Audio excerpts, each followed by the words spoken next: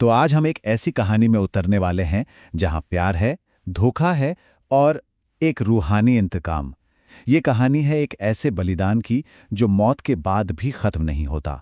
देखिए, इस पूरी कहानी का सार ना इन 3 शब्दों में है। एक वादा जो रोशनी देने के लिए किया गया, एक धोखा जिसने उस रोशनी को ही छीन लिया, और फिर एक ऐसा इंतकाम जो अंधेरे से ही निकल कर आया।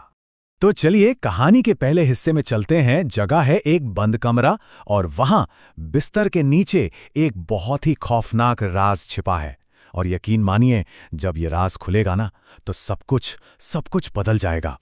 तो कहानी की नायिका सुहानी अपने कमरे में है और अचानक उसकी नज़र किसी ऐसी चीज पर पड़ती है कि मानो उसकी धड़कनें ही रुक गई हों, सांसें अटक गई हों, दिल जैसे बैठ गया हो। वो एकदम गहरे सदमे में है। तो सवाल यही उठता है कि आखिर उसने बिस्तर के नीचे देख क्या लिया? क्या वहां कोई था या कोई और डरावनी चीज? ऐसा क्या था जिसने उसके होश उड़ा दिए? जो मंजर था वो सच में दिल दहला देने वाला था। सोचिए, सुहानी को सबसे पहले मिलती है आर्यन की टूटी हुई घड़ी, फिर उसकी एक पुरानी सी तस्वीर और सबसे आखिर में खून से लिखा हुआ एक शब्द, अलविदा। हर चीज चीख चीख कर एक भयानक सच की तरफ इशारा कर रही थी। सुहानी अभी इस सदमे से निकलने की कोशिश ही कर रही होती है कि कहानी में एक और भी खौफनाक मोड़ आता है।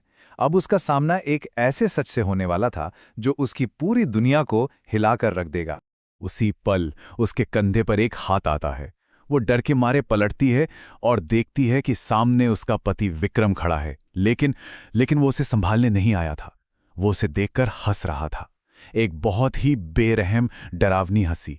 और बस फिर क्या था, विक्रम वो राज खोलना शुरू करता है जिससे सुनकर किसी के भी पैरों तले से जमीन खिसक जाए। वो कहता है, क्या सोचा था तुमने सुहानी, कि आर्यन ने तुम्हें अपनी आंखें यूं ही दे दी?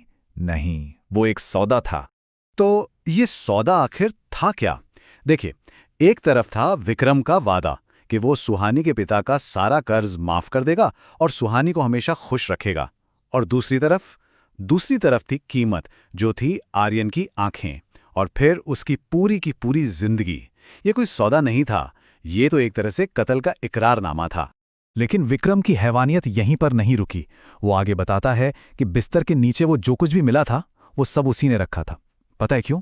उसका प्लान था सुहानी को इतना डराना, इतना तोड़ देना कि वो खुद अपनी जान ले ले।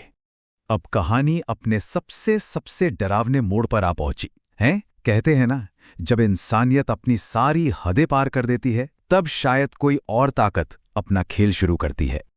और कभी अचानक से कमरे की लाइट चली जाती है। चारों तरफ बस घना काला अंधेरा, कुछ भी नजर नहीं आ रहा। एक पल में पूरा का पूरा माहौल ही बदल गया और उस सन्नाटे को चीरती हुई विक्रम की एक दर्दनाक चीख गूंजती है। सोचिए, जो आदमी अभी कुछ देर पहले शैतानों की तरह हंस रहा था, अब वो डर के मारे चिल्ला रहा था। और जब ये अंधेरा हटा तो सामने जो मंजर था वो किसी के भी रोंगटे खड़े करने के लिए काफी था। ये आर्यन की वापसी थी, लेकिन ऐसी वापसी जिसकी किसी ने कल्पना भी नहीं की थी। जैसे तैसे सुहानी एक मोमबत्ती जलाती है और उसकी रोशनी में जो वो देखती है, विक्रम जमीन पर बेजान पड़ा है।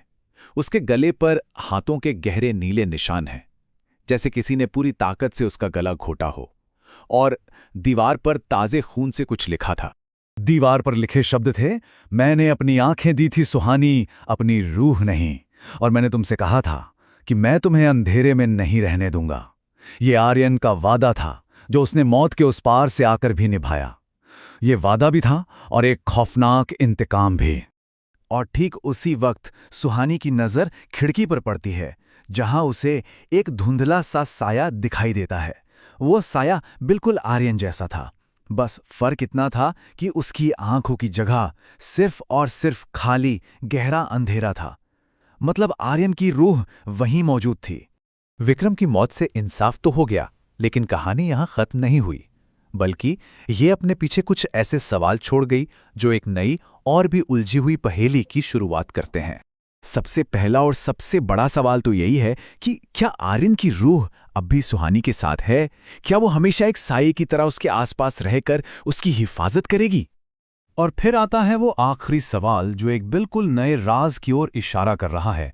उस डायरी में जो नक्शा छिपा है उसका क्या राज है? आखिर वो नक्शा कहाँ ले जाता है? किसी खजाने तक या किसी नए खतरे तक? खैर, इन सवालों के जवाब तो शायद हमें आगे ही मिलेंगे।